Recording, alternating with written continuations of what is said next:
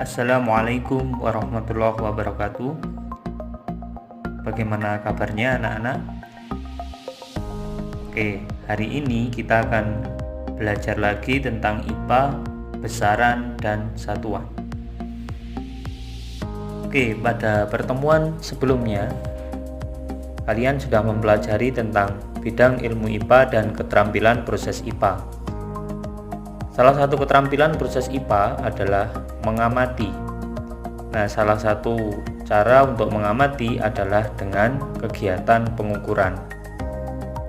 Mengukur sendiri adalah membandingkan besaran yang diukur dengan besaran lain yang sejenis yang ditetapkan sebagai satuan. Dari pengertian mengukur tadi ada dua kata, yaitu besaran dan satuan.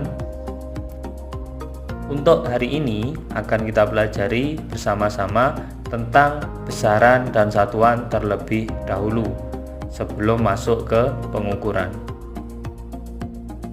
Langsung saja ke pengertian besaran.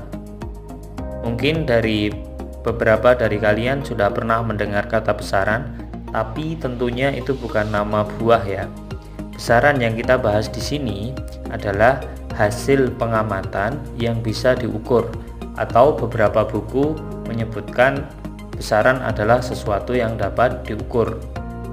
Contohnya apa saja? Ada panjang, suhu, waktu, kemudian jarak, dan lain sebagainya.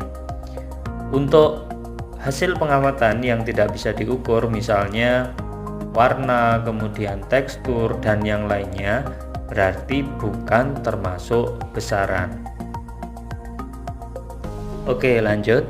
Besaran sendiri nanti dibagi menjadi dua kelompok, yaitu ada besaran pokok dan besaran turunan.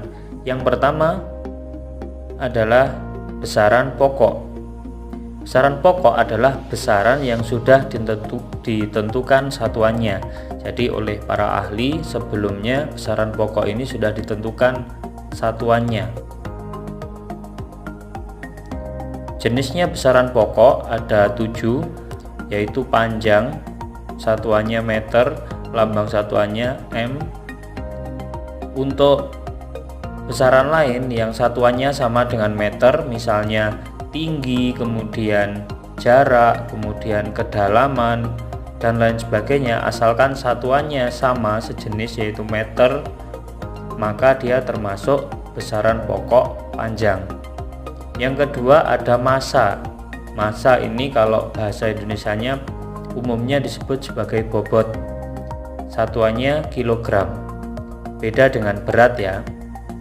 Jadi massa sama dengan bobot tapi beda dengan berat.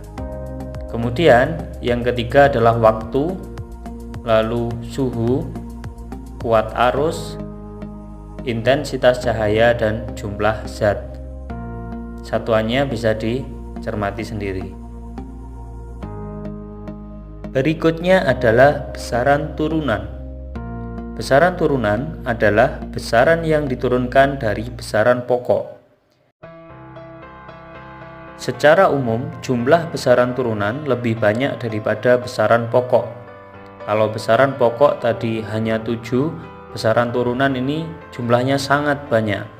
Kenapa? Karena besaran turunan bisa diturunkan dari operasi antar besaran pokok, perkalian ataupun pembagian. Kemudian operasi antara besaran pokok dengan turunan. Yang ketiga, operasi antara besaran turunan dengan besaran turunan yang lain. Ini akan menghasilkan turunan juga. Kata operasi di sini artinya bisa perkalian dan pembagian. Berikut contoh besaran turunan. Contoh yang saya jelaskan, nomor 1, besaran turunannya luas. Diturunkan dari besaran pokok panjang kali lebar. Seperti yang saya jelaskan di awal, bahwa lebar walaupun tidak termasuk di kolom besaran pokok, dia dikelompokkan ke pokok karena satuannya sama dengan panjang. Begitu juga tinggi. Bisa dicermati, nomor 2 ada besaran turunan volume. dijabarkan dari besaran pokok panjang kali lebar kali tinggi. Lebar dan tinggi di sini satuannya sama dengan panjang sehingga dia termasuk kelompok besaran pokok. Sehingga jika dioperasikan akan menghasilkan besaran turunan. Berikutnya adalah tentang satuan. Satuan adalah pembanding antar besaran. Suatu besaran jika tidak ada satuannya maka menjadi tidak bermakna. Oke, contohnya Adi mengelilingi lapangan sejauh 3 km. Kilometer di sini adalah satuan. Jika tanpa kata kilometer, maka kalimatnya menjadi tidak bermakna. Contoh penggunaan satuan. Pak Nova mengendarai motor sejauh 30 km. Pada contoh tersebut yang menjadi satuan adalah kilometer. 2. Kecepatan mobil balap sebesar 36 km per jam. Yang menjadi satuan adalah kilometer per jam. Ini harus dipahami dengan baik.